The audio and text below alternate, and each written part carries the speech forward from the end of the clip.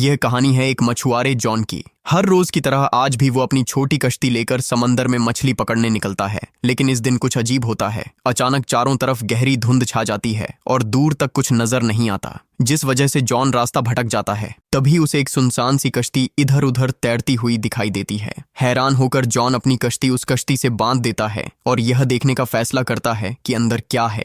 जैसे ही वह अंदर जाता है, दंग रह जाता है। पूरी नाव खाली थी। अंदर का सब कुछ सामान्य लग रहा था। खाना फ्रेश पड़ा था, कपड़े अलमारी में हैंग्ड थे, हर जगह इंसानों के रहने के निशान थे, लेकिन कोई वहां मौजूद नहीं था। वो इंजन स्टार्ट करने की कोशिश करता है, पर इंजन काम नहीं करता। इतने बड़े समंदर में अकेले और यह खाली शिप देखकर जॉन बिल्कुल परेशान हो जाता है। वो बाइनोक्यूलर्स से आसपास देखने लगता है, शायद कोई नजदीक हो, लेकिन गहरी धुंध में कुछ नजर नहीं आता। थक हार कर वो कंट्रोल रूम में जाके रेडियो ऑन करता है ताकि हेल्प के लिए सिग्नल भेज सके। जॉन रेडियो पर इस सारी सिचुएशन का मैसेज भेजता है। मैसेज भेजने के बाद वो सोचता है अब वापस अपनी छोटी कश्ती से निकल जाना चाहिए, लेकिन जैसे ही वो बाहर आता है उसकी कश्ती गायब होती है, जबकि उसने उसे मजबूती से बांधा था। अब वो और ज्यादा परेशान हो जाता है। कुछ देर बाद अचानक धुंध हट जाती है। जॉन को समझ ही नहीं आ रही होती कि हो क्या रहा है। कोई और रास्ता ना देखकर वो फिर से खाली शिप के अंदर जाता है और मैप की मदद से निकलने का रास्ता ढूंढने लगता है। अब जॉन ये समझने की कोशिश करता है कि वो कहाँ फंसा हुआ है और घर कैसे वापस जाए। मसला ये था कि उस अजीब शिप का इंजन खराब था। जिंदा बचना था तो इंजन ठीक करना ही पड़ेगा। वो पूरी शिप में टूल बॉक्स ढूंढता है और बहुत मेहनत के बाद इंजन सेट कर देता है। इंजन ठीक करने के बाद उसे थोड़ा सुकून मिलता है।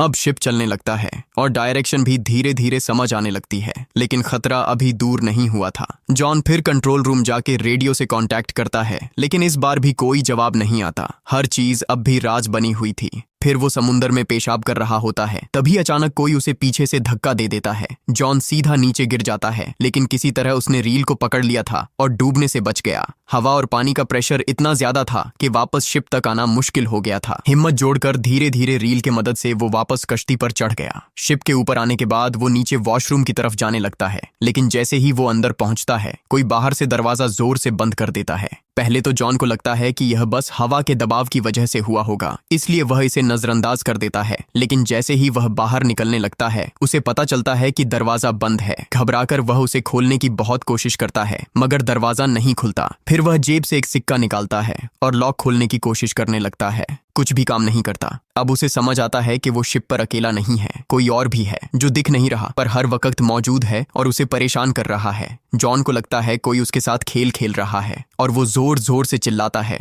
लेकिन कोई जवाब नहीं देता। फिर वह वॉशरूम में रखी एक अलमारी खोलता है और अचानक उसकी नजर अंदर पड़े खून पर जाती है। यह देखकर उसका दिल तेजी से धड़कने लगता है। डर के बावजूद वह हिम्मत जुटाता है, पास पड़ी कैंची उठाता है और लॉक खोलने की कोशिश करता है, लेकिन दरवाजा फिर भी नहीं खुलता। तभी पूरी शिप जोरों से हिलने लगती है, मानो कोई बड़ा हादसा होने वाला हो। जॉन डर के मारे वहीं जम जाता है। तभी उसकी नजर ऊपर एक छोटी सी खिड़की पर पड़ती है। वह कांपते हाथों से खिड़की के पास जाता है और बाहर झांकता है। दूर समुद्र में उसे एक विशाल कार्गो शिप दिखाई देती है, जो तेजी से उसकी दिशा में बढ़ रही है। कुछ ही पलों में उसे एहसास होता है कि वो बड़ी शिप सीधी उसकी कश्ती की तरफ आ रही है। अब जॉन के सामने सिर्फ एक ही लक्ष्य था, किसी भी तरह अपनी जान बचाना। उसने मदद के लिए सिग्नल देने का सोचा, लेकिन आसपास कुछ नहीं था। घबराहट में उसने तुरंत अपनी शर्ट उतारी और पूरी ताकत से हवा में लहराने लगा, उम्मीद में कि शायद कार्गो शिप पर कोई उसे देख ले, लेकिन किसी ने भी उसे नोटिस नहीं किया। अब जॉन की उम्मीदें टूटने लगीं। तभी उसकी नजर खिड़की के पास लटकी एक रस्सी पर पड़ी। एक पल के लिए वो ठिठका, फिर अचानक उसके दिमाग में एक विचार कौंधा। अगर वह इस रस्सी का इस्तेमाल करे तो शायद अपनी कश्ती को रोक सके। वो जल्दी से रस्सी बांधकर बाहर की तरफ फेंक देता है ताकि यह शिप के फैन में अटक जाए और स्पीड रुक जाए। पर सीन और खराब हो गया। रस्सी इंजन के फैन में फंस गई और उसके गले में अटक गई। जॉन की सांस रुकने लगती है। वो बिल्कुल मौत के करीब पहुंच जाता है, लेकिन वो हिम्मत से काम लेता है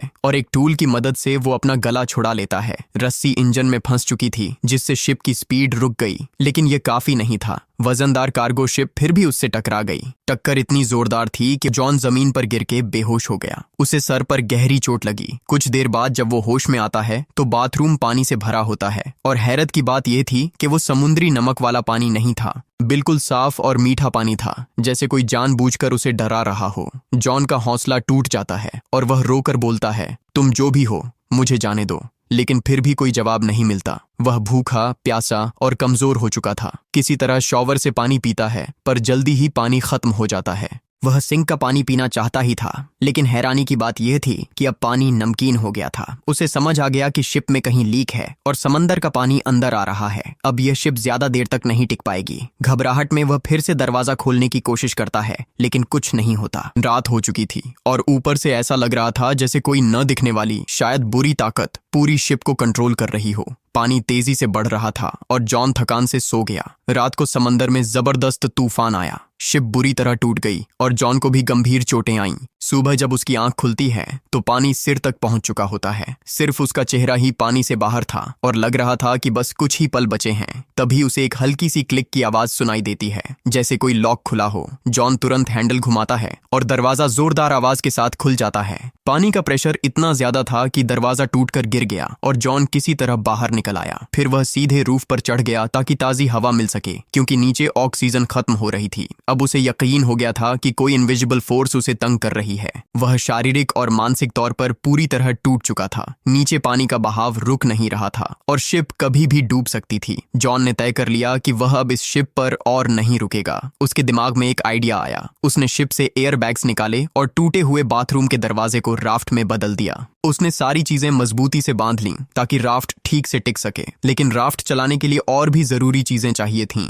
जॉन ने शिप से खाना, पानी और कुछ टूल्स इकट्ठा किए और पूरी तरह तैयार हो गया। फिर बिना पीछे देखे वह राफ्ट पर बैठकर धीरे धीरे आगे बढ़ने लगा। राफ्ट पर वो आगे जा रहा था और वही बड़ा शिप उसके सामने खड़ा था। घंटों गुजर गए, लेकिन वो ज्यादा दूर नहीं जा पाया और जो शिप 5 से 10 मिनट में डूबना चाहिए था, वो अब भी ठीक ठाक फ्लोट कर रहा था। हर चीज वैसे की वैसे थी। तभी उसके दिमाग में यह ख्याल आया कि अगर यह शिप अब तक नहीं डूबी तो क्यों ना इसे ही ठीक करके चलाया जाए। यह सोचकर वह दोबारा शिप पर वापस चला गया। सबसे पहले उसने राफ्ट को रिपेयर किया, फिर पाइप और टूल्स की मदद से एक पंप बनाया ताकि शिप के अंदर जमा पानी निकाला जा सके। धीरे धीरे समुद्री पानी बाहर निकलता गया। उसने शिप की बाकी समस्याएं भी ठीक कर दी, बाहर से भी रिपेयर किया ताकि आगे के सफर में कोई दिक्कत ना आए। काम खत्म करके उसने फिर रेडियो ट्राई किया, लेकिन फिर भी कोई जवाब नहीं मिला। थक हार कर उसने मैप निकाला और रास्ता समझने लगा। फिर उसने इंजन स्टार्ट किया, लेकिन शिप बिल्कुल हिल नहीं रही थी, जैसे कोई उसका मजाक उड़ा रहा हो। शिप पूरी तरह जाम हो चुकी थी। इस सोच ने उसे अंदर से तोड़ दिया। वो थक चुका था और उसकी उम्मीदें धीरे धीरे खत्म हो रही थीं। अचानक उसे दूर एक और शिप दिखाई दी। अब उसके पास सिर्फ एक ही रास्ता था, अपने राफ्ट से उस शिप तक पहुंचना। वह तुरंत राफ्ट पर चढ़ा और पूरी रफ्तार से उस शिप की तरफ बढ़ने लगा। लेकिन तभी वो बड़ी शिप अचानक चल पड़ी, सीधी जॉन की तरफ, तेज गति से, जैसे कोई जानबूझकर उसे मारना चाहता हो। जॉन ने राफ्ट की स्पीड बढ़ाई, मगर बड़ी शिप और भी तेज हो गई। टकराने से ठीक पहले जॉन ने राफ्ट छोड़कर पानी में छलांग लगा दी और दूर जाती हुई दूसरी शिप तक तैरकर पहुंचने की कोशिश करने लगा। लेकिन जब तक वह वहां पहुंचा, वो शिप गायब हो चुकी थी। तब उसे समझ आया कि इस शिप पर कोई बुरी ताकत है जो उसे कहीं जाने नहीं दे रही। उसने ठान लिया था कि चाहे जान चली जाए, अब वह इस शिप पर वापस नहीं आएगा। लेकिन शाम तक पानी की ठंड बहुत बढ़ गई थी और डॉल्फिन्स भी नीचे तैर रही थीं। जब वह ठंड बर्दाश्त नहीं कर पाया तो मजबूरन फिर उसी शिप पर लौट आया। अब वह इतना थका और बीमार था कि सोचने की हिम्मत नहीं बची थी। बस कंबल लेकर कमरे में सो गया। सुबह जब उसकी आंख खुली तो उसने फिर तय किया कि अब यहाँ से निकलना ही होगा। लेकिन उसके कमरे का दरवाजा लॉक था। उसे समझ नहीं आ रहा था कि यह सब उसके साथ क्यों हो रहा है। तभी उसकी नजर कमरे के एक छोटे कैबिन पर पड़ी। जैसे ही उसने कैबिन खोला, ऊपर जाने का रास्ता नजर आया, एक छोटी सी वेंटिलेशन जहां से वह बाहर निकल सकता था। वह उस कैबिन में घुस गया, जो एक तंग सा स्टोरेज एरिया था। हर बार जब वह वहां से ऊपर चढ़ने की कोशिश करता, फिसलकर नीचे गिर जाता। बार बार गिरने से उसका खून भी निकल आया, लेकिन उसने हार नहीं मानी और आखिरकार वह ऊपर तक पहुंच गया। उसने वेंट की खिड़की खोलने की कोशिश की, पर ऐसा लग रहा था जैसे किसी ने जानबूझकर उसे सील कर रखा हो। वहां की ऑक्सीजन भी खत्म हो रही थी और नीचे का दरवाजा भी बंद हो चुका था। अब वापस जाना मुमकिन नहीं था। उसने सोचा शायद यही उसका अंतिम वक्त है। तभी फिर वही अजीब सी क्लिक की आवाज आई और उसी क्लिक के साथ वेंट की खिड़की खुल गई। जॉन ने बिना समय गंवाए बाहर छलांग लगा दी। जैसे ही वह बाहर निकला, उसने देखा कि शिप एक छोटे से आइलैंड की तरफ बढ़ रही है। उसे लगा अब शायद इस डरावनी कश्ती से छुटकारा मिल जाएगा। जैसे ही शिप किनारे लगी, वह तुरंत नीचे उतर गया। उसका अंदाजा था कि इस आइलैंड पर कोई तो जरूर होगा जो यह सब कर रहा है। गुस्से में उसने एक लकड़ी उठाई और आइलैंड में तलाश शुरू की,